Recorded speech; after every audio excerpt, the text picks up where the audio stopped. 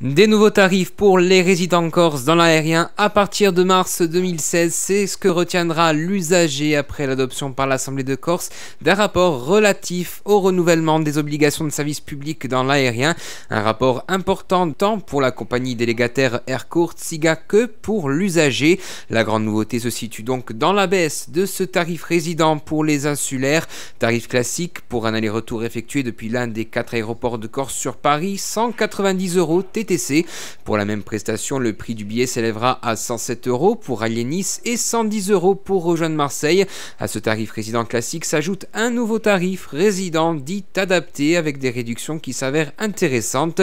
En hors taxe, précisons-le bien, un aller-retour Corse-Paris s'élèvera à 130 €, un Corse-Marseille, Marseille-Corse à 60 € et un Corse-Nice, Nice-Corse à 54 €. Des tarifs qui entreront en vigueur au printemps 2016 et une baisse que le président de l'exécutif Paul Jacob qualifie presque d'historique. Souligner le caractère, historique est un grand mot, de la baisse du tarif résident qui a été proposé par l'exécutif et accepté après quelques modifications, d'ailleurs intéressantes, par l'Assemblée de Corse. Pourquoi baisse historique? Parce que le tarif résident, il existe depuis longtemps, parce qu'il n'avait jamais baissé, sauf une fois, je crois, de manière très marginale, de l'ordre de 5 francs à l'époque, c'est-à-dire moins d'1 €. Et donc, voilà, aujourd'hui, ce que l'on a décidé, c'est un double système de baisse. Sur le tarif résident, on crée un nouveau tarif résident, on garde l'ancien, sans condition, mais on en crée un autre avec certaines conditions et qui nous permet des réductions significatives. Par exemple, tout compris, on avait un tarif résident à 256 €, aller-retour sur Paris, il va être nettement en dessous de 200 €. Donc ça, c'est loin d'être négligeable. Ça veut dire que sur une famille de 4, elle a payé le cinquième passage, si vous voulez, ou le quatrième, comme on voudra calculer. Et puis, sur le tarif de bord à bord, sans condition, on fait une baisse de 5%, ce qui n'est pas négligeable, dans un monde où, contrairement à ce que croient les gens, les tarifs aériens augmentent. Je sais bien qu'il y a des offres promotionnelles qui vous expliquent qu'on va à New York pour 20 €. Mais la réalité, c'est que vous payez beaucoup de choses et que finalement, vous allez payer à l'arrivée des tarifs relativement élevés. On le voit bien quand Aircourt SIGA, qui est notre compagnie, dont on est propriétaire au titre de la CTC, va sur des destinations, elle arrive à faire des tarifs réellement de qualité, très bas, très intéressants. Puis c'est des tarifs honnêtes aussi.